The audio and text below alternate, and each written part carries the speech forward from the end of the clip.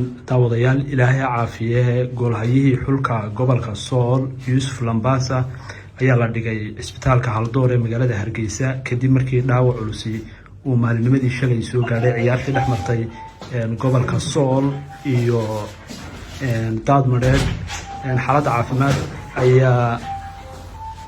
xaaladiisa caafimaad ayaa la sheegay inuu marmarka qaar kooma gelayo. isuduwaha ciyaaraha ee gobolka Sool ayaa nooga warbixin doona xaaladda caafimaad ee Yuusuf Lambasa. isuduwa soo dhawow. xasan waan dhawahay waadna mahadsan tahay. Yuusuf shalay baa dhaawac ka soo gaadhay ciyaartii dhexmarisay xulka gobolka Sool iyo xulka gobolka Daadmareed.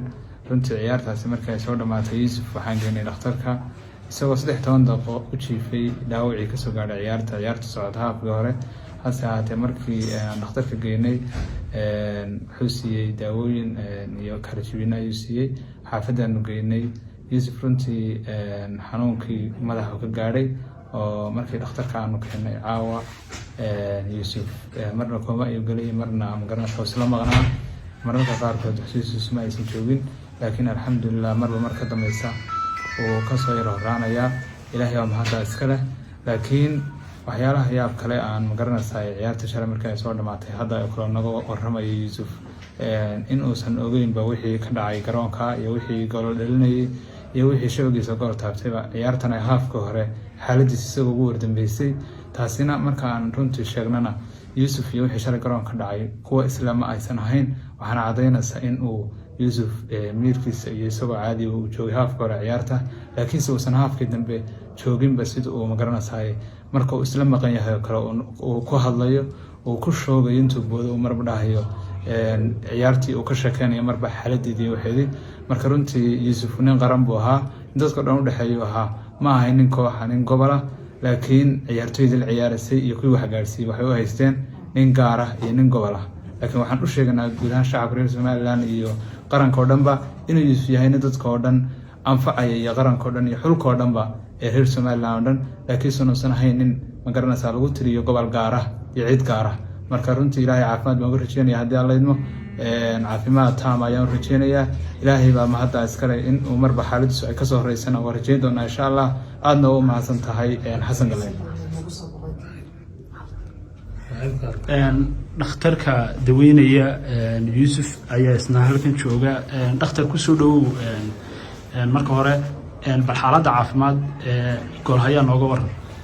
xasan waan dhawahay. xaaladda goolhaya waxaana loo keenay aduu ilaa 2 saacadood ka hor isagoo ku jira kooma. runtii xataa dareen muu lahayn oo marka eegto waxaanana ku naqaano qofka dareenkiisa lagu eego la qanjiriyo kale wax allaale wuxuu dareemayaa ma jirto. afartiisa waa xoog madaxa alxamdulillah waan ka sawray wax nabar weyn oo ka muuqda ma jiraan oo CT scan ku soo saaray markaan maskaxda ka sawray. imika garashana muu lahayn taan kugu daro. waxaan rajeynaynaa marka dawooyin baanu siiranaa dhakhtarka la dhigaya observation bay ku sameynaa 24 saacadood inuu ka soo rayo haddii ilaahay raahdo wixii jirana aan ilaa subaxii eegno say xaaladiisu noqoto. marka haddii aanu lahayn wax dhaawaco muuqanaya ma dhinaca nervous systemka ayaa loo waxa jira wax nabarka wax la brain contusion oo ah maskaxdu inay meesheeda ka dhaqaaqdo. runtii kaas sawirka badanka kama soo baxo laakiin waa calaamadaheedii uu leeyahay. waayo marka qofkii haddii imka saas oo kale xasan adiga lagu riixo aad gidaarka madaxa ku soo dhufato laga nabar weyn inaad madaxa ka soo gaadhin laakiin maskaxdu dhaqaaq yar ay samayso meesheedii ay ka dhaqaaqdo. marka qofkaas oo kale kulli in observation lagu sameeyo inuu nasto inuu iska jiifa ayaa badankan lagu taliya oo ma laha hadda ama wax maskaxda laga qalayo ama wax kale lama siiyo. haddii barar maskaxda kale uu ka jiro keenana la siinaya. marka taasi imka 90% ay u dhowdahay in contusionkaas jiro. marka haddii ilaahay subaxii qolada neurosurgery dhakhtarka madaxa iyo qalliinka qaabilsan ayaynu subaxii la tashanaa wixii ku soo kordha. aad iyo aad baad mahadsantahay doctor Yuusuf Lambasa. wakaas ilaahay subxaanahu wa tacaala ha caafiyo. dad badan ayaa goobta isugu yimi oo soo booqanaya. mas-uuliyiinta dowladda ilaa haddaan arkay waxaa ka mid ah ambassadorka Somaliland ee waddanka Kenya Baasha Cawil oo imika la jooga. aad iyo aad baad mahadsantiin. ilaahay subxaanahu wa tacaala ha caafiyo. Yuusuf Lambasa isbitaalkan Haldoor ayaa la dhigay.